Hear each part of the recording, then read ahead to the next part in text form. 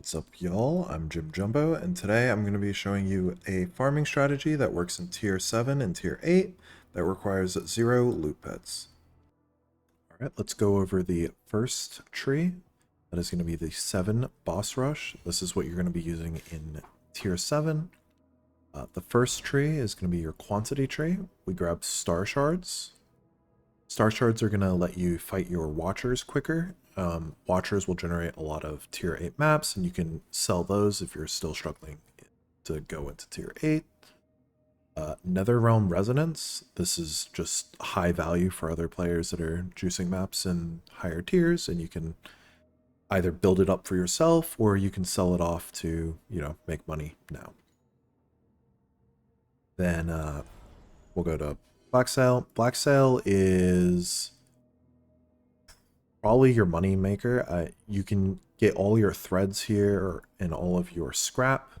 This will let you level up your own hero memories to get yourself stronger, as well as all the extra scrap you get.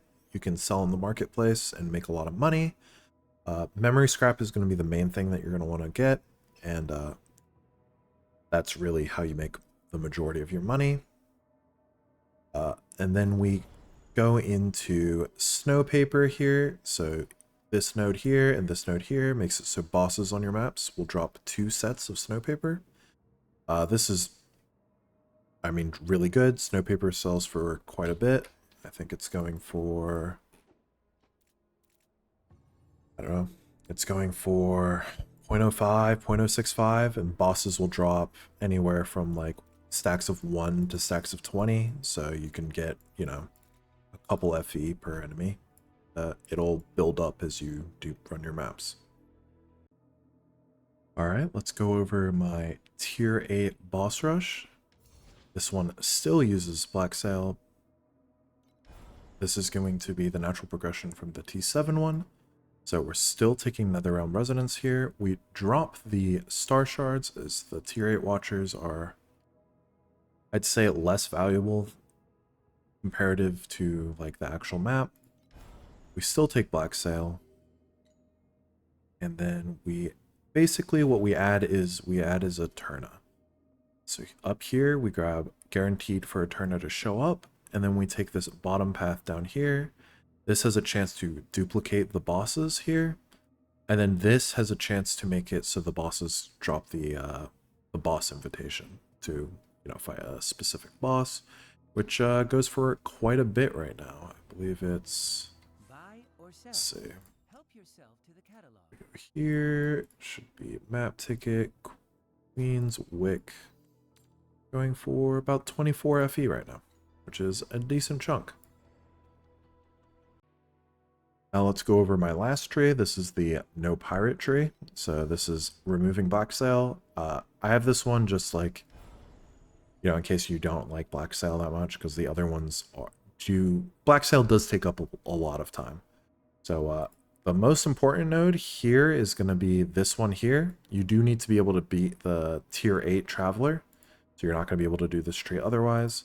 This node here will let you apply your points on all of the these 5 trees here without needing to go in order. And then this node here for the additional bosses. On our first tree, the Legendary tree, we're taking this node here for Legendary bosses to drop Precious gear, and then over here for the Crafty Goblin to spawn and drop, again, more Precious gear. Over here, we're to take all these boss nodes up to here. If you're going to be dropping nodes, it's probably these 6 nodes here are going to be your first nodes to drop. Then on here, we're grabbing anything that makes a boss drop more stuff. So here, boss drops this. Here, bosses drop that. Bosses. Here, bosses drop keys. Here, you get your Star Shards more. The chest here, since we're running maps really quick, chests spawn in the boss room, embers from bosses. And then we also take this magic mob node here specifically for our beacon tree. On our beacon tree, we get all of these nodes that make magic mobs drop beacons. Then also for how many magic mobs you kill, the boss has a chance to drop a chest. And then we're just grabbing each of these corner big nodes because they just have large value, and beacons are going to help you sustain your maps. On the compass tree, there are a couple options. Like you can take this one here. I opt into only taking this one because this one makes it sometimes really hard to kill the bosses on the map. And this one just adds value since we're not running compasses. After that, we take the usual hunt tree, we guarantee hunt, and we grab the replicate stuff here for more bosses on our map. And then down here, we get to here because we want to have it so that we don't have to pick the hunt buffs and debuffs and rewards and all that. This will just pick for us. And then after that, we still grab Eterna, and it's just guarantee Eterna, and then the chance for double bosses and chance for boss invitations from the bosses. That is our other tree. If you've never done Black Sail before, I have this video here linked where I explain it. Other than that, thanks for watching, and if you liked the video, please sub. I'm trying to hit monetization by the end of the year. Good luck farming. Peace.